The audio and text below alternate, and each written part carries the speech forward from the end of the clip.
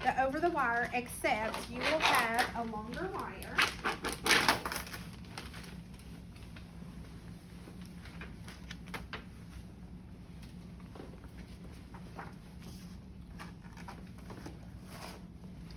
Okay. Same thing, this is the end. And the reason they put that at the end is so your floppy end doesn't get damaged. So you'll always know to push it the other way. Okay, so same thing, we're gonna put our introducer or hand our introducer to the doctor so that he can shape the wire if he needs to.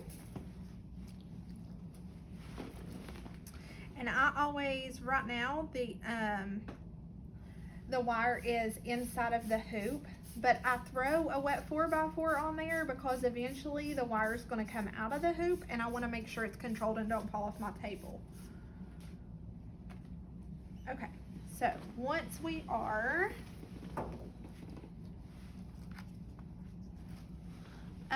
across the lesion, and at this point the doctor will pull this out, and if he needs the torque device,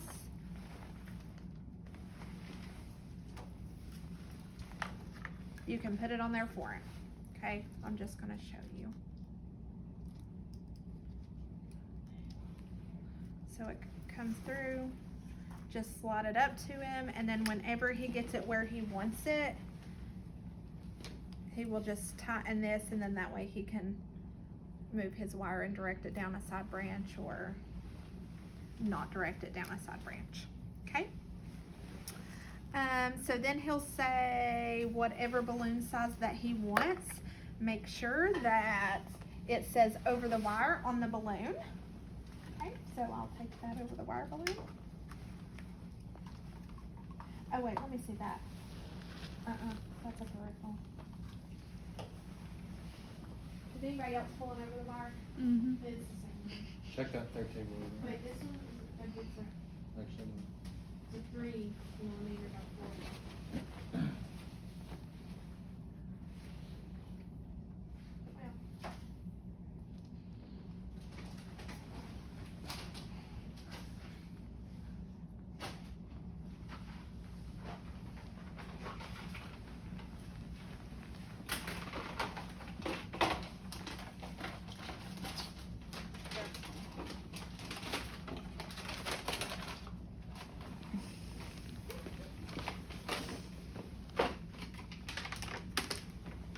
Remember that your over the wire has 2 ports, okay? So your wire will always go through the straight port. Always, always, always. Do not get those confused. So your end deflator will go through that second port. So just the same way, you're gonna purge the air out, turn it to the side, pull back a negative, and turn it off. Okay, so now you're prepped. There is one difference with the rapid exchange versus the over the wire, okay, on the prepping part. So again, this is a balloon, and only a balloon. We'll pretend this is just for video purposes. So because this has a lumen in it, guess what? We're going to flush it, okay? So flush through where your straight port is going to go. And then now you can dip it. And now you're ready to go in with your balloon. Now remember with this one, it's not going to come out the side, it's going to come out the end.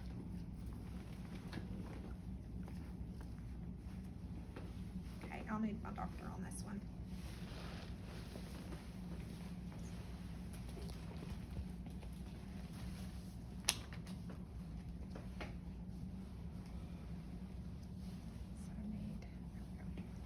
Okay, so then once you get wire, hang on one second, Carson. Once you get wire at the end, you're literally just going to pin it, okay?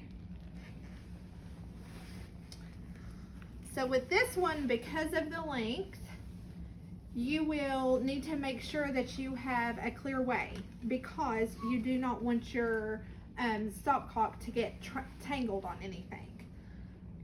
So at this point, the doctor is going to advance the balloon.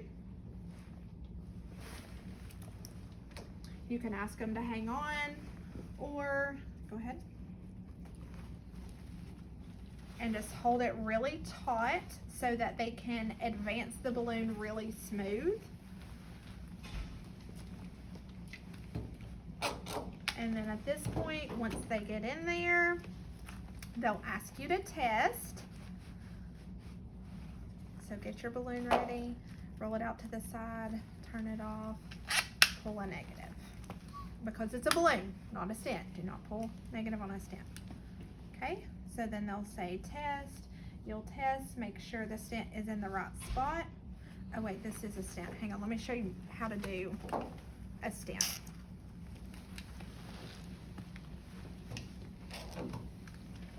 Okay, so if this is a stent, then you're gonna roll it out to the side until there's no air. Okay, you're gonna turn it off to the side and leave it like this. Okay, so then at this point, test, make sure. Now when the doctor says go ahead and inflate because we're in the correct position, then you pull back and go up immediately. Do not pull back and set it down like you would for a balloon. Okay, so pull back, go up.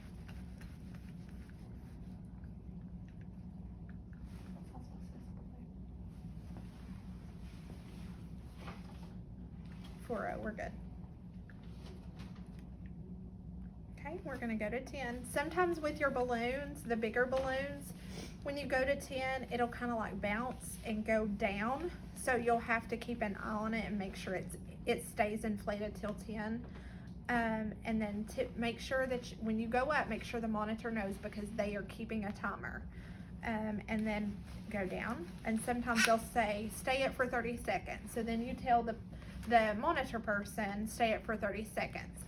There is a timer on your screen down here. The thing is, you just have to remember to push it.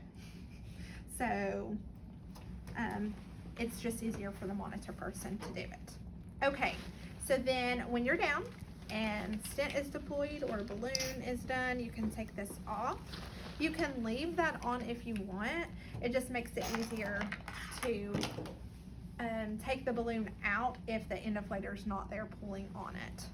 So, okay, so at this point, you are gonna do it like any other over the wire, and you're gonna walk it out. The thing is with this one, it's hard to control that end, so always make sure you have a blue towel or a 4x4. Curse away on my sheet. Okay, so the biggest thing on this, actually, hang on, I'm gonna pull a double negative because that balloon is not wanting to come out.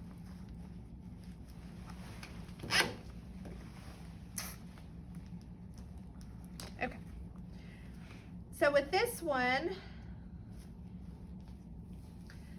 the key is, with any intervention, you want to make sure that that wire is not moving. Okay, so this is the tricky part. You don't want to take forever doing it, but you also don't want to move your wire or pull your wire back. So just keep walking it out.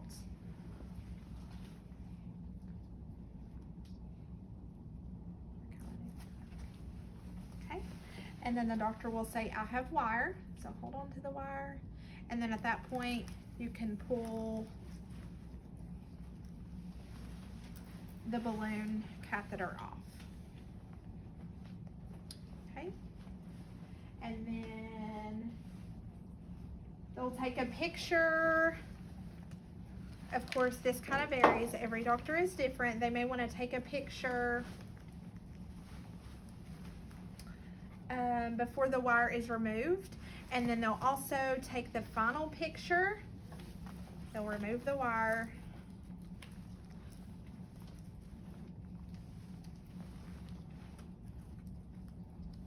How in the world I did that?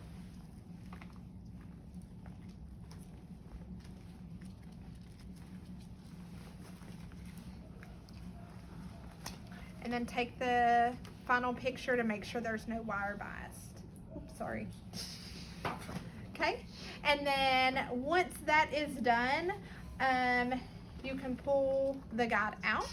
And then if you want to do a closure device, you can. If you are doing an intervention through the radial, no matter what the ACT is, you're going to put the TR band on immediately after the case before they go out to holding. If you have a femoral sheath in, you can do a closure device. The ones that are FDA approved for interventional procedures, of course. If you cannot do an closure device, then you will need to suture this in. Okay, so you will need an obturator. Obturator is not like a dilator. An obturator does not have a hole. You will need an AccuFlush so that it continuously flushes, and you will need the tegaderm that secures it. Okay, so then you'll hook all that up. You'll use your blade to cut this off, and then package it out to holding. They'll pull when the ACT is below 150. Okay, and that's it. Questions? I would practice with